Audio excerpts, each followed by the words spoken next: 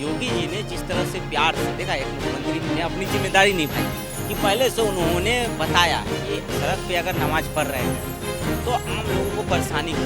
दूसरा तरीका वही है, पिछवाड़े पे चिंता नमाज पढ़ने के लिए नहीं, नमाज के लिए उत्तर प्रदेश सरकार जो है अलग जगह देती है कि आप सड़क पे न पढ़ के मस्जिद के बगल में अगर कोई खाली प्लॉट है, मस्जिद की जगह पे अगर बगल में खाली जगह है वहाँ पे पढ़िए, वहाँ पे साफ सफाई करवा देते। जब संख्या बढ़ रही तो नियंत्रण कीजिए ना, नियंत्रण कीजिए। ऐसे ही देश में जो है इतनी आबादी बढ़ रही है, चाइना में देख लो इतनी आबादी है, भारत में ऐसी आबादी दिन रात बढ़ रही है।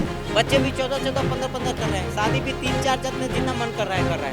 और फिर आप कहते हैं कि मोदी जी राशन नहीं दे रहे हैं, मोदी जी बेरोजगारी, महंगाई, बेरोजगारी का फिर रोना रोते हैं। अगर नमाज करने जा रहे हैं, अगर कपड़ा पे गंदा भी लग गया ना तो लोग नहीं जाता है, फिर नया दूसरा कपड़ा पहन गया, अब फिर सड़क पे लोग थूकते हैं, पेशाब करते हैं, पैखाना करते हैं, टट्टी करते हैं।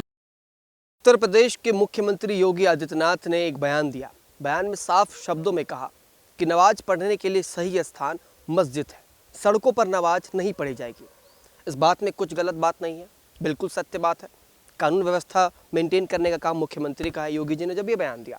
लेकिन इस देश के कुछ मौलानाओं ने कहा कि नहीं, हम तो सड़कों पर नमाज पढ़ेंगे भैया। तो योगी जी ने दूसरा भी एक बयान दिया था कि जिस तरीके से हमने मेरठ में और बरेली में जो चीज़ें अपनाई थी, हमारे पास दूसरे तरीके भी हैं बात मनवाने के। लेकिन जनता कैसे देखती है? रतन जी है हमारे साथ। रतन जी, योगी जी के बयान को किस तरीके से देख रहे हैं कि सड़कों पर नमाज नहीं पढ़ी जाएगी, और अगर पढ़ी गई तो हमारे पास दूसरा तरीका है? वो दूसरा तरीका क्या है? दूसरा तरीका वही है, पिछवाड़े पे झिंता समझ रहे हो, पिछवाड़े पे फट्टे बजाना, लाल कर देना, दूसरा तरीका। और इन लोगों को प्यार से जितना भी समझा लो, समझ रहे हो, योगी जी ने जिस तरह से प्यार से देखा, एक मुख्यमंत्री ने अपनी जिम्मेदारी निभाई कि पहले से उन्होंने बताया कि सड़क पे अगर नमाज पढ़ रहे हैं तो आम लोगों को परेशानी होती है, समझ रहे हो। और ऐसा नहीं कि नमाज पढ़ने के लिए मना नहीं किया जा रहा है, ये अगर कोई कह रहा है या विपक्ष वाले या कोई अगर इस तरह की योगी जी नमाज पढ़ने के लिए मना करे, नमाज पढ़ने के लिए नहीं, नमाज के लिए उत्तर प्रदेश सरकार जो है अलग जगह देती है कि आप सड़क पे न पढ़ के मस्जिद के बगल में अगर कोई खाली प्लॉट है, मस्जिद की जगह पे अगर बगल में खाली जगह है वहाँ पे पढ़िए, वहाँ पे साफ सफाई करवा देते हैं। संख्या ज़्यादा है ना? अरे संख्या ज़्यादा है तो आप जगह हम दे रहे हैं ना आपको। मैं कह रहा हूँ कि 1000, 2000, 5000 संख्या, आप बोलिए। योगी जी ने कहा ना, नियंत्रण करिए, फिर इतनी संख्या।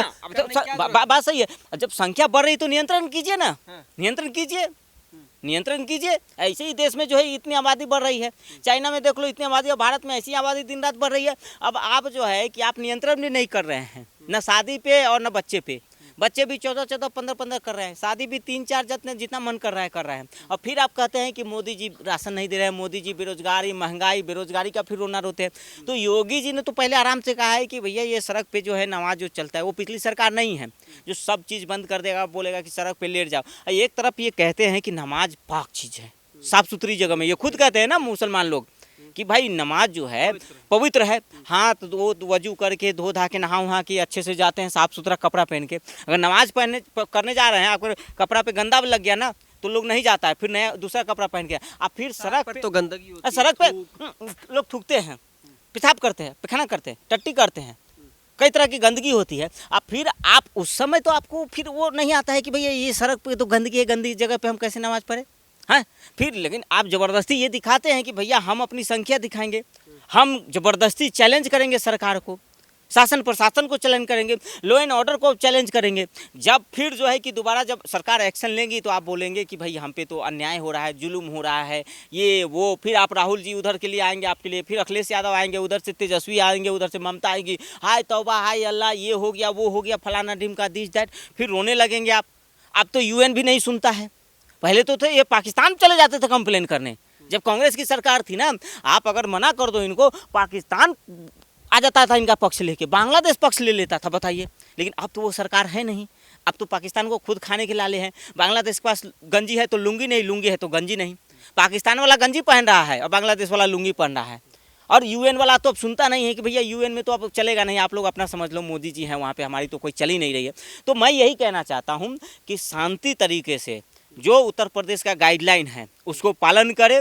लेकिन योगी बाबा को फिर अगर उनका दिमाग खंड आता माजी सटक ले तो फिर अटक ले, बुलडोजर चल ले, और समझ रहे हो। और दिल्ली में भी अभी सरकार ने कह दिया है कि बकरीद में जो है सार्वजनिक जगहों पर ये जो गंदगी आप फैलाते हैं काट कूट के इधर उधर, वो भी नहीं चलेगा। अब हर जगह कराई हो रहा है, ऐसा ना योगी बाबा जहाँ जा रहे हैं ना भभूत छीट दे रहे हैं। दिल्ली में आए रेखा गुप्ता के लिए प्रचार करके भगवा भभूत छीट दिए। अब रेखा गुप्ता के भी अंदर ना योगी जी का कभी कभी आ जाता है तांडव।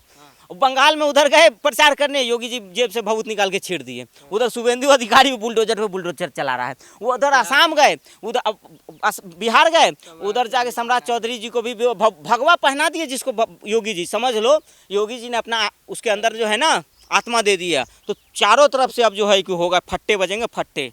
आप इस योगी जी के बयान को किस तरीके से देखते हैं, नीचे कमेंट बॉक्स में ज़रूर लिखिएगा कि सड़कों पर नमाज पढ़नी चाहिए या नहीं पढ़नी चाहिए। देखते रहिए सौगंध टीवी। आप देख रहे हैं सौगंध टीवी, सौगंध वतन की।